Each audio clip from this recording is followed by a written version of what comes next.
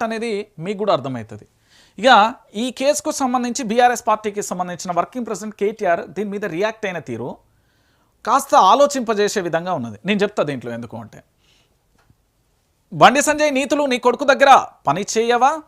రాష్ట్రంలో సంచలనం సృష్టిస్తున్న POCSO case విచారణ తీరుపై రాజకీయంగా విమర్శలు వెలువెత్తుతున్నాయి.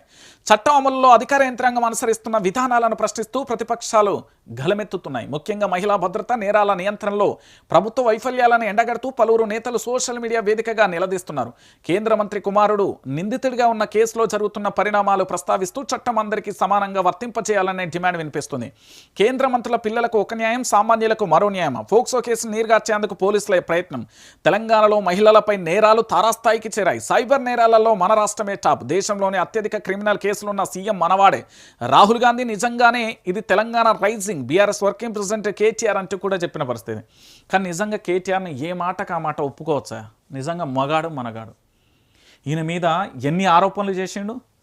కేటీఆర్ నువ్వు హీరోయిన్లతో తిరిగినవట, కేటీఆర్ నువ్వు డ్రగ్స్ తాగినవట, కేటీఆర్ విచారణకు సిద్ధమా అన్నాడు. కర్మ తనంతటే తానే రిపీట్ అనేది, నేను కర్మను చాలామంది విశ్వసిస్తారు. రిపీట్ అనేది పక్కా ఉంటుంది.